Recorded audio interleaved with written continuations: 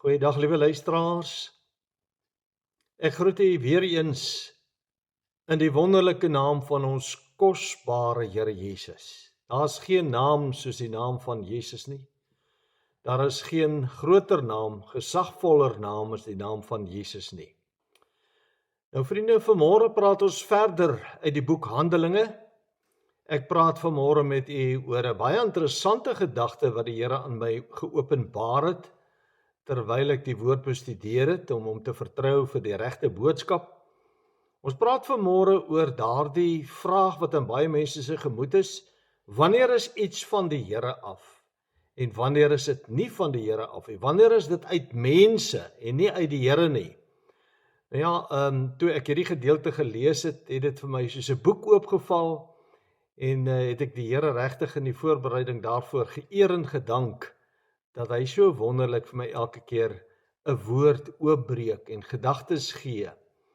Nou vriende, die Here leer ons dat wanneer ons sy Heilige Gees in ons harte het, dan ontvang ons verskeidenheid van gawes van die Heilige Gees.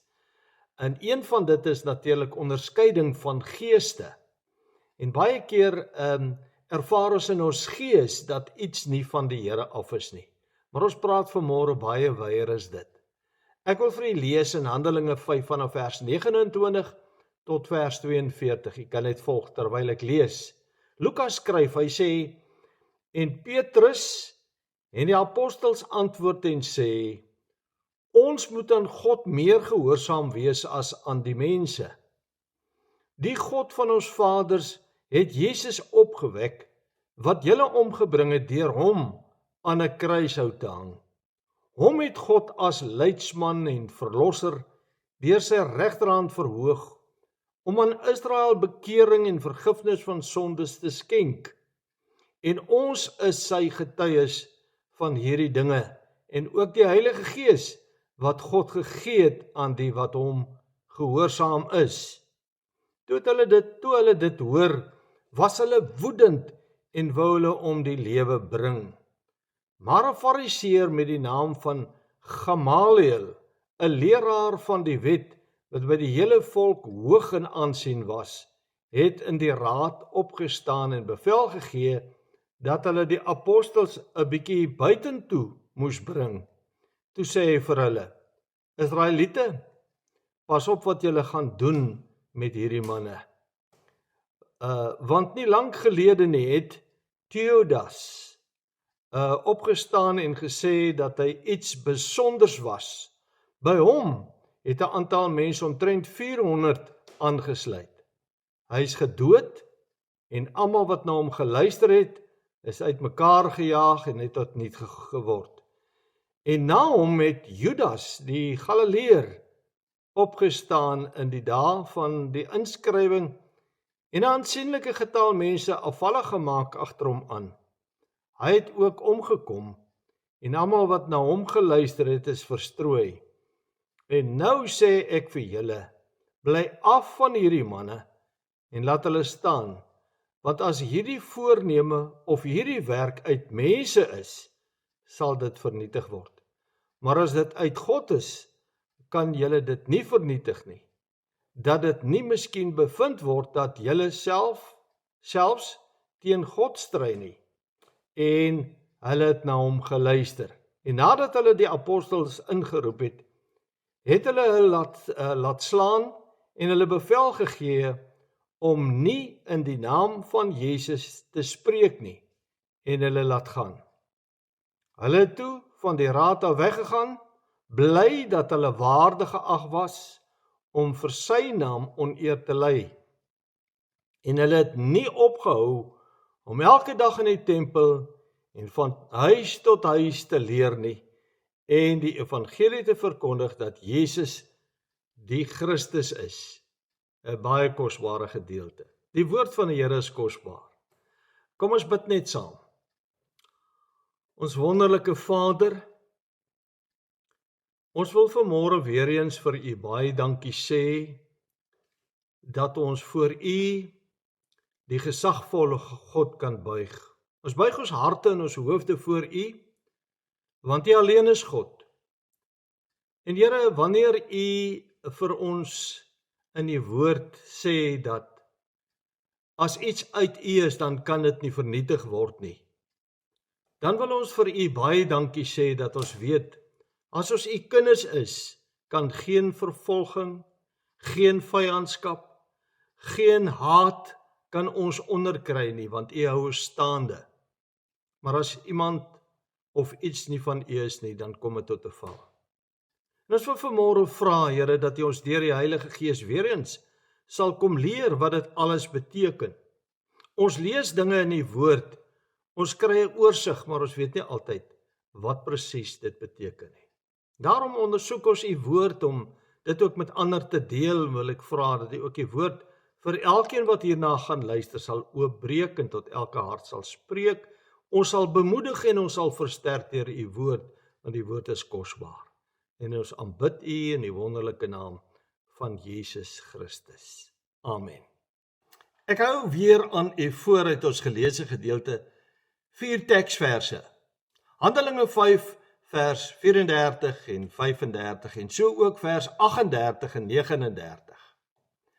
En in vers 34-35 het ons gelees, staan daar geskryf, maar 'n Fariseer met die naam van Gamaliel, 'n leraar van die wet, wat by die hele volk hoog in aansien was. Hy was 'n gerespekteerde man, het in die raad opgestaan en bevel gegee dat hulle die apostels 'n bietjie buitentoe moes bring.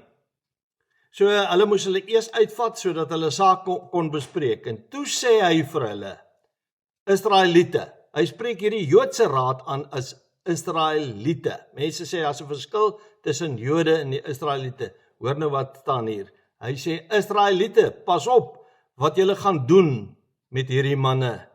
En nou sê ek vir julle, bly af van hierdie manne en laat hulle staan, want as hierdie voorneme of hierdie werk uit mense is, sal dit vernietig word. So as dit nie van die Here af is nie, sal dit vernietig word, as dit uit hulle self is. En nou sê in vers 39, maar as dit uit God is, kan julle dit nie vernietig nie, dat dit nie miskien bevind word, dat julle selfs teen God stry nie. So as dit uit die mense is, sal dit vernietig word, maar nie as dit uit God is nie. En daarom wil ek met u praat oor 'n vraag wat baie keer in mense se gemoed ontstaan, en dit is, hoe sal ons weet wanneer iets uit God is of uit 'n mens is? Wanneer is dit uit God of nie? Dis waaroor ek vanmôre met u wil praat. Nou vriende, ons skriflesing van vanmôre, Handelinge 5 vers 29 tot 42, hou 'n paar baie kosbare geestelike lesse vir ons in. Maar dit is 'n bietjie moeilik om alles te verstaan net deur die lees daarvan. Ons het dit nou gelees en dit was 'n bietjie moeilik om dit te verstaan, en daarom gaan ek so 'n bietjie inleidend tot vanoggend se boodskap praat en ons geleesde gedeelte kortliks opsom en verduidelik. Ek wil verklaar wat ons vanmôre gelees het.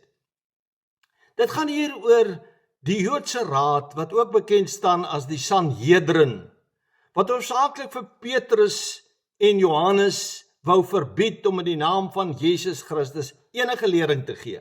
Hulle wou nie hoor dat hulle van Jesus getuig en van Jesus verkondig nie, of lering gee oor Jesus nie. Maar Petrus en Johannes het hulle het nie alleen hierdie verbod verontagsaam nie, maar ook voortgegaan om in die leer van Jesus in die tempel, wat die sentrum van die lewe in die stad Jerusalem was, te verkondig. Hulle het voortgegaan om Jesus aan almal te verkondig. Daar in die tempel, van huis tot huis en oral waar hulle gegaan het hulle Jesus bly verkondig. Vir 'n tweede keer het Petrus reguit vir hierdie Joodse raad of hierdie Joodse afvaardiging gesê dat 'n mens eerder aan God gehoorsaam moet wees as aan mense. Hy het dit in Handelinge 4 vers 14 heel eerste gesê en toe nou weer in Handelinge 5 vers 29. In hierdie geval stel hy dit dus baie duidelik dat 'n mens eerder aan God gehoorsaam moet wees as aan mense. En dis 'n les wat ek en jy met ons moet saamneem. Ons moet eerder aan God gehoorsaam wees as aan mense. Nou hierdeur ontken hy nie die gesag van die Joodse Raad nie, maar hy maak hulle gesag ondergeskik aan die gesag van God, en dis belangrik. Enige mens se gesag is ondergeskik aan die gesag van God.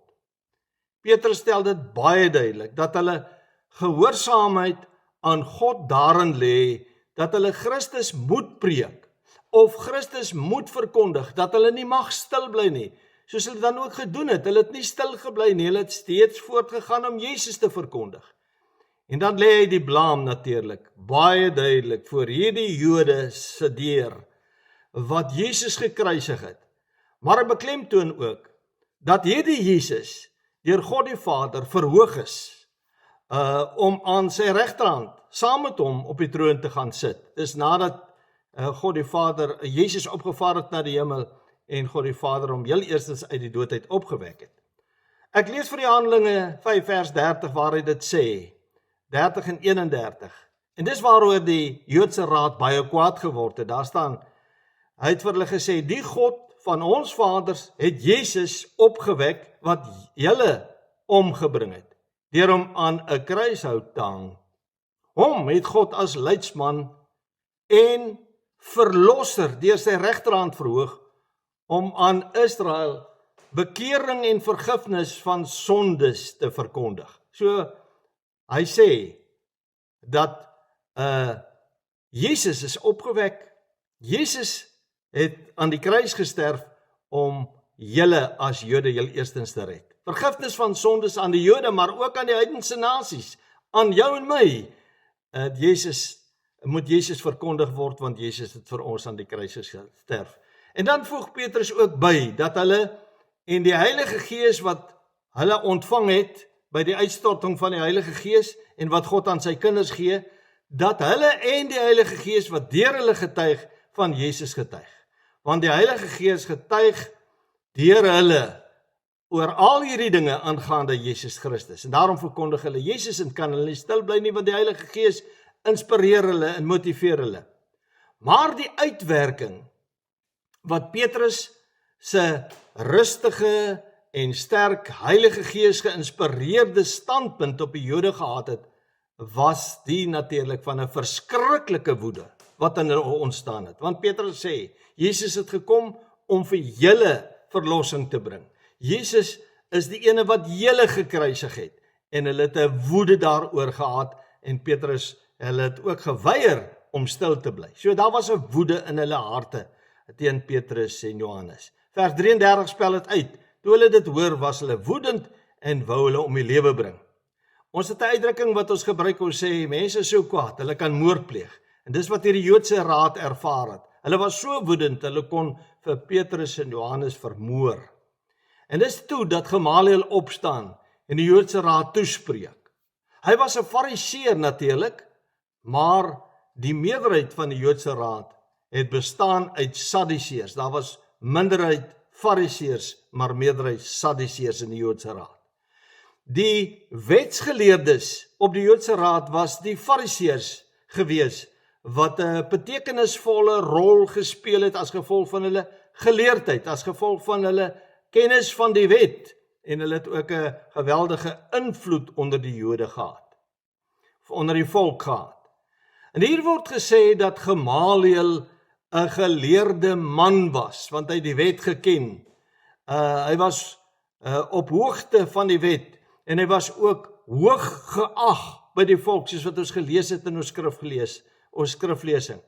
Hy was 'n gerespekteerde man onder die volk van God gewees.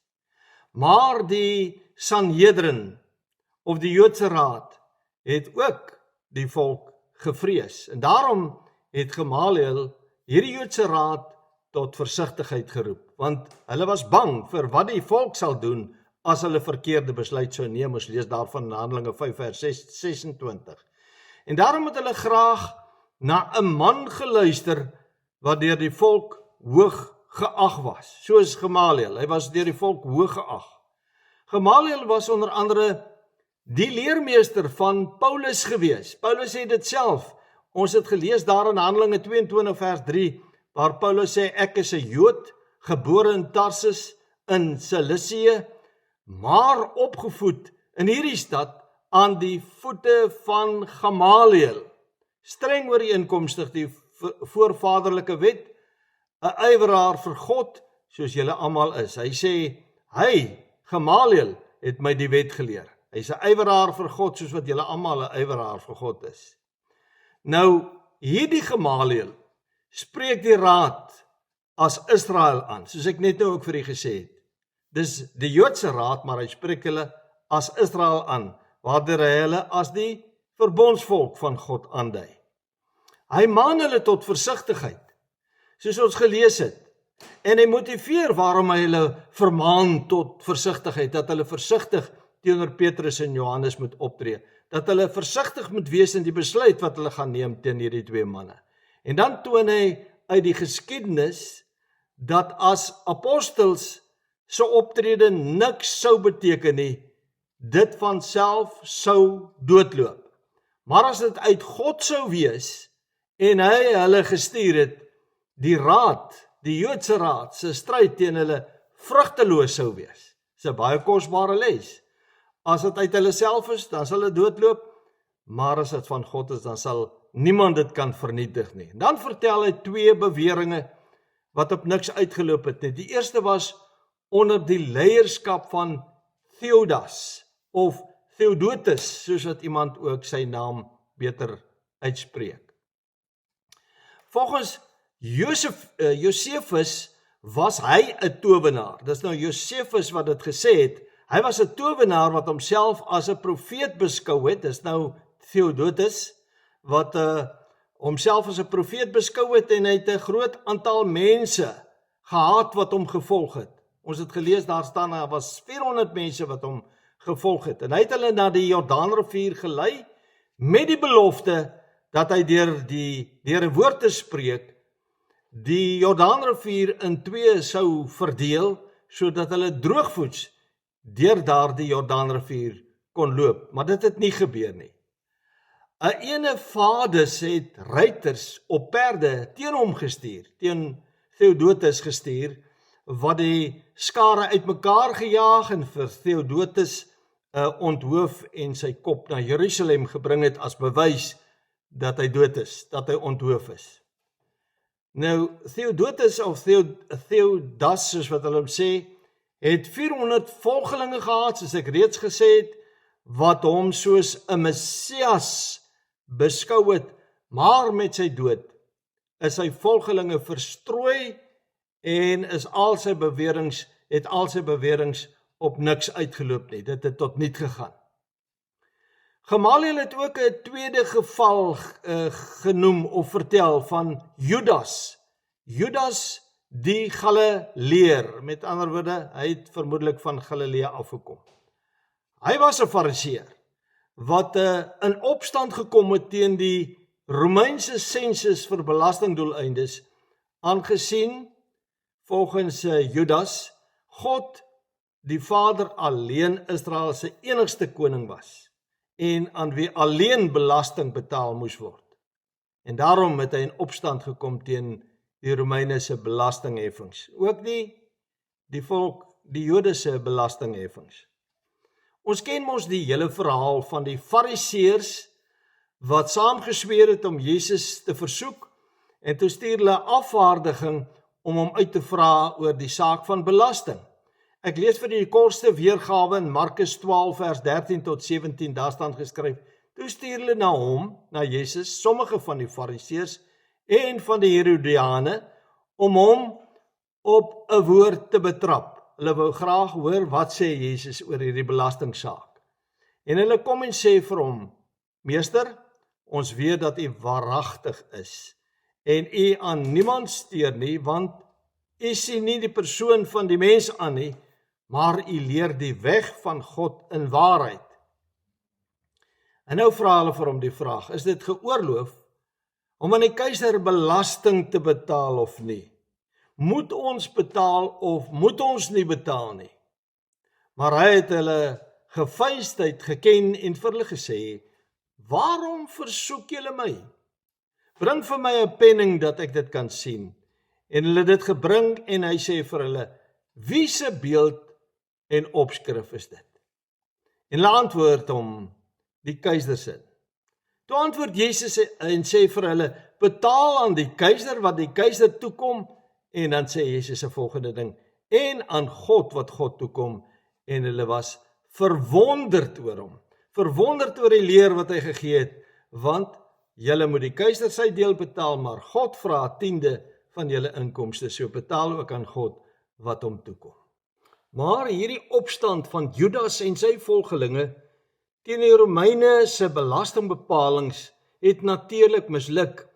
Ons het gelees in vanoggend se skriflesing dat hy self om die lewe gebring is, maar kommentaarskrywers weet nie regtig hoe dit gebeur het en wat met hom gebeur het nie.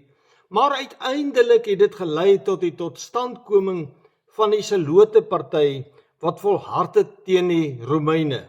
Dit was die Jode wat in opstand was teen die Romeinse regering wat oor hulle geheers het, en hulle was oor baie dinge in opstand wat die Romeine gedoen het en ingestel het.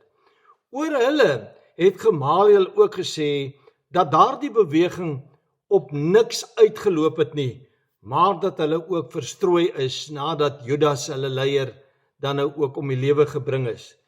En daarom maak Gamaliel die gevolgtrekking uit wat hy vir die Joodse Raad vertel het, deur te sê in Handelinge 5 vers 38 en 39, en nou sê ek vir julle, dis nou Gamaliel wat met die Joodse Raad praat, hy sê, bly af van hierdie manne en laat hulle staan, want as hierdie voorneme of hierdie werk uit mense is, sal dit tot niet word.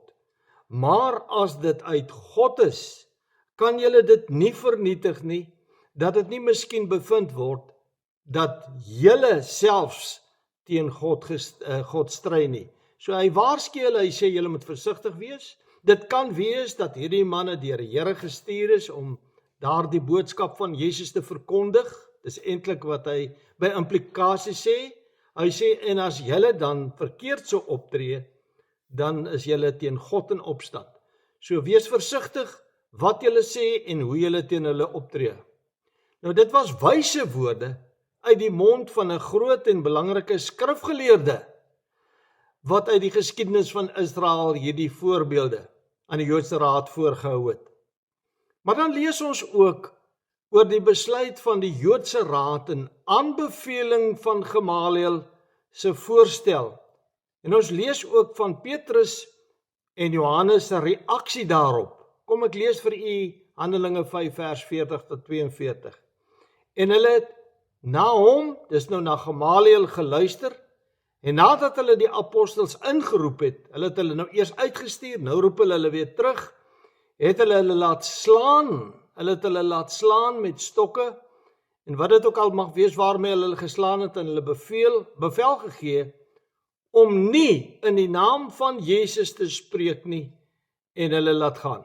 So hulle het hulle eers geslaan, en toe het hulle vir hulle opdrag gegee, en gesê, ons sê nou vir julle mag nie in hierdie naam, mag julle nie verder preek en die evangelie verkondig nie. En dan lees ons van Petrus en Johannes se reaksie in vers 41 en 42. Daar staan geskryf, hulle het toe van die raad af weggegaan, bly dat hulle waardig geag was om vir sy naam oneer te ly. En hulle het nie opgehou om elke dag, hoor nou mooi, om elke dag in die tempel en van huis tot huis te leer nie. Hulle het mense van Jesus Christus geleer en vertel dat hy die enigste redder, verlosser en zaligmaker is. En die evangelie te verkondig dat Jesus die Christus is. Dis wat hulle gedoen, hulle het Jesus verkondig aan almal, in die sinagoge en by hulle huise. Maar kom ons fokus vanmôre net kortliks op ons tema.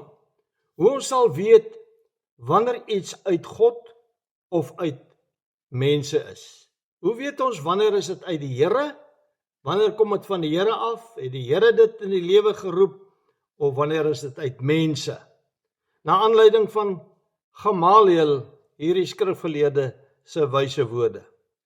Nou vriende, ons moet heel eerstens besef, mense eien hulle self mag en gesag toe, wat nie aan hulle behoort nie. Daar's baie mense wat van hulle self meer dink, en dink dat hulle klein gooitjies is, en hulle self belangrik ag en hulle loop 'n groot gevaar.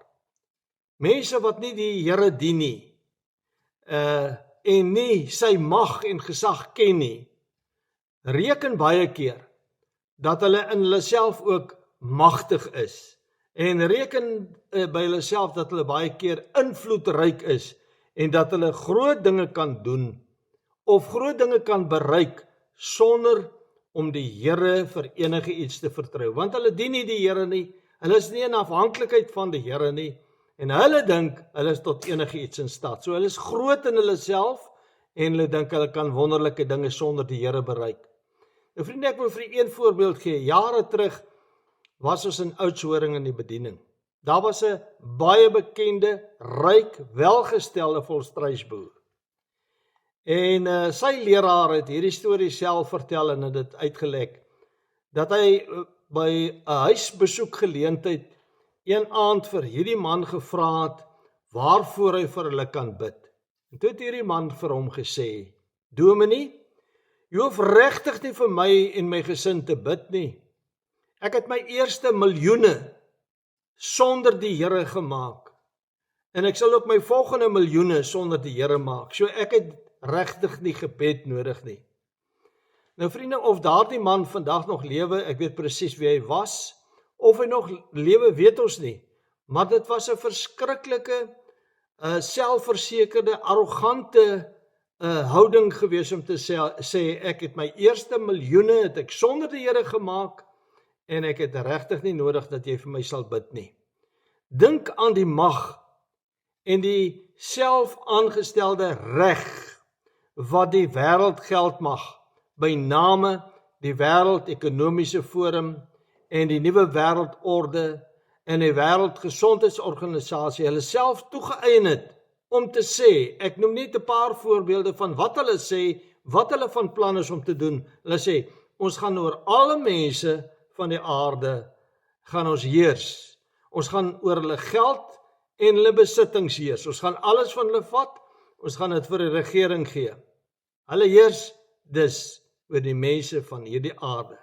En as die Here vertoef om ons te kom haal, gaan hulle ook oor jou en oor my heers, of ons daarvan hou of nie. Dis hulle planne, hulle doelstellings wat reeds teen 2030 in plek moet wees. Hulle sê ook, ons gaan die wêreldekonomie beheer. Hulle is klaar besig om die wêreldekonomie te beheer. Hulle is klaar besig om alle planne reg te kry vir 'n digitale geldstelsel vir die hele wêreld. Hulle sê ook, ons gaan die populasie van die wêreld drasties verminder en niemand het enige sê of beheer daaroor nie. So sê hulle baie dinge wat hulle deel van hulle doelstellings of planne is wat reeds teen 2030 in plek moet wees. Hulle sê ook, ons gaan die kosmandjie van die wêreld beheer. En baie meer is dit. Hulle wil alles beheer. Hulle wil jou en my en die ganse mensdom van die aarde wil hulle beheer. Die woord van God waarsku ons baie duidelik teen rykes, teen die hoogmoed van mense, die trots van mense, want die woord leer ons hoogmoed kom tot 'n val. Daar word baie gepraat in die woord van die Here oor ryk mense en oor trotse mense en hoogmoedige mense. Here waarsku ons daarteen. Nou vriende, dit het Lucifer se val beteken, toe hy homself aan God wou gelykstel, sê die woord, en oor die ander engele van God in die hemel wou heers, want dit was sy gedagte, hy wou hom aan God gelykstel, en het gesê, hy wil oor die engele van die Here heers. Luister hoe beskryf Jesaja dit in sy die Satan se hoogmoed wat tot 'n val gelei het in Jesaja 14 vers 12 tot 15.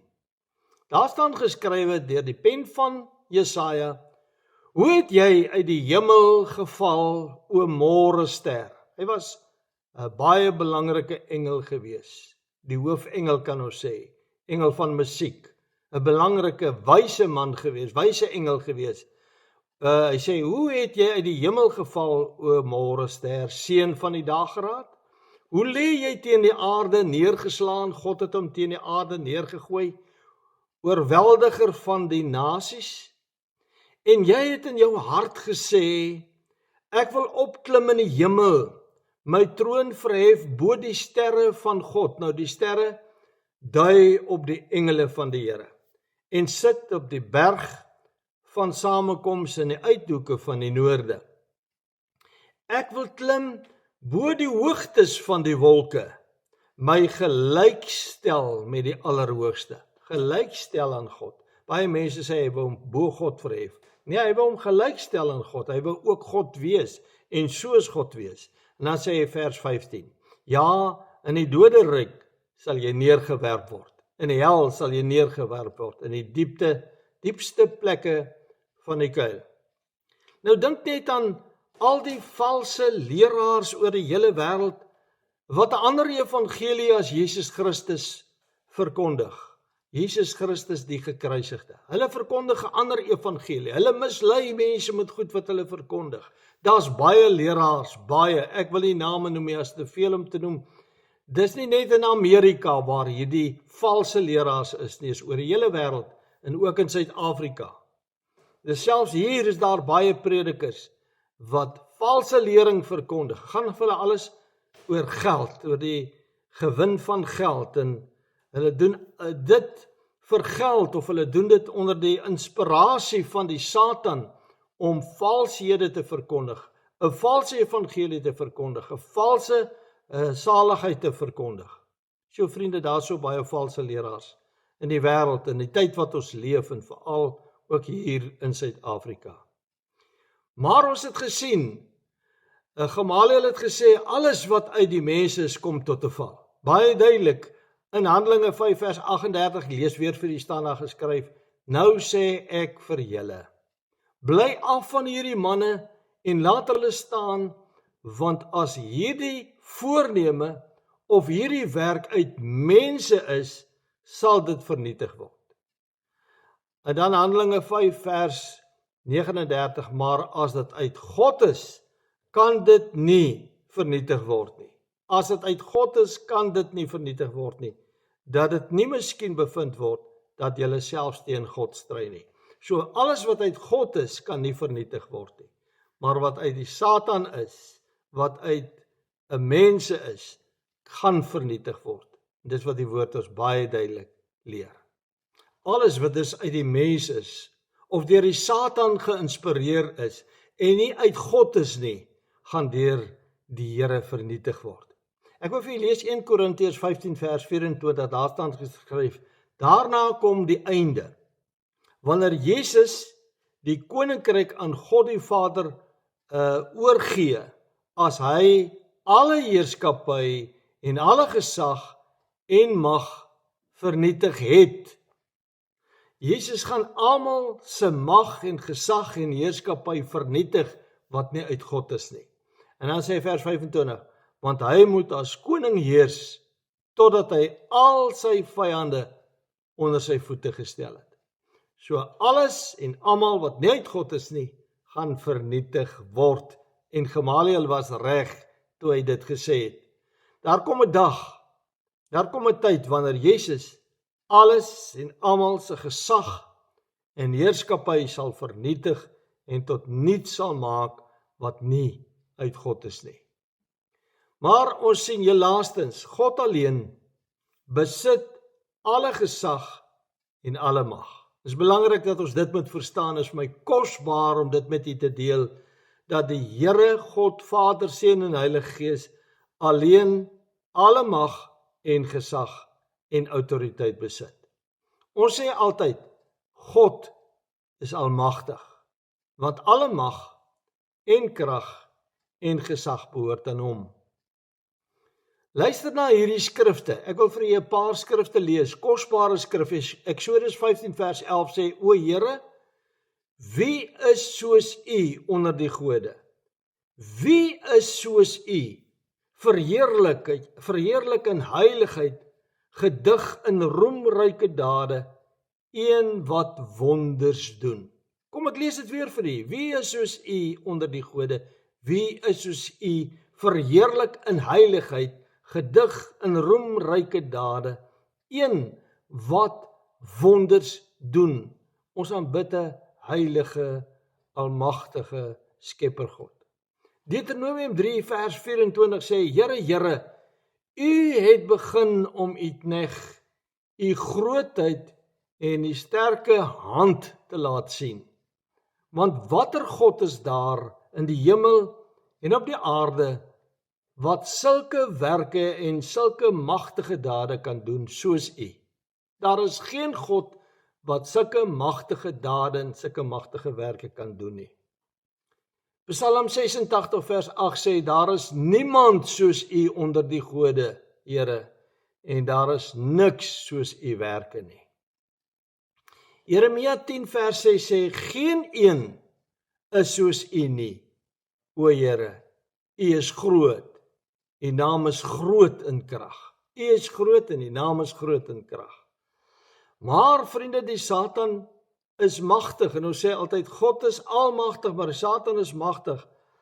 Wat beteken, hy het ook bonatuurlike mag en gesag, baie meer as ons mense.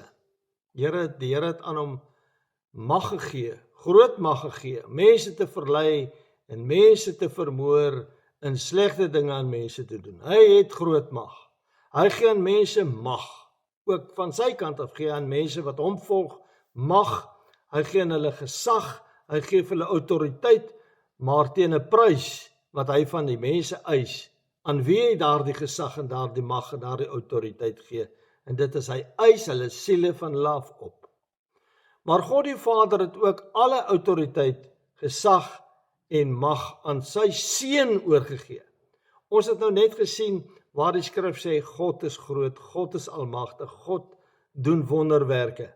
Maar hy het ook die autoriteit en die gesag en die mag aan sy Seun oorgegee, want sy Seun is Jesus, die Seun van God, en hy is God. Al sukkel mense om dit te verstaan, Jesus is God, hy is die Seun van God. In Daniël lees ons die voorspelling van Jesus se gesag, wat hy sal ontvang. Daniël 7 vers 13 en 14 spel dit so mooi uit. Ek het gesien in die naggesigte en kyk, met wolke van die hemel het een in hoofletters gekom, soos die seun van 'n mens. En hy het gekom tot by die oue van dae en hulle het hom nader gebring voor hom. En aan hom is gegee heerskappy en eer en koningskap. En al die volke en nasies en tale het hom vereer. Al die gesag het God die Vader aan hom gegee. En almal het hom vereer. Sy heerskappy is 'n ewige heerskappy wat nie sal vergaan nie. En sy koninkryk een wat nie vernietig sal word nie. Dis wat Daniël voorspel het in Daniël 7 vers 13 en 14. Jesus het self verklaar dat hy gesag en mag en autoriteit ontvang het. En daarom Matteus 28 vers 18 staan die woorde van Jesus geskryf, en Jesus het nader gekom en met hulle gespreek en gesê, aan my is gegee alle mag in die hemel en op aarde. Alle mag is aan my gegee, het Jesus self gesê. Mense het dit ook ervaar.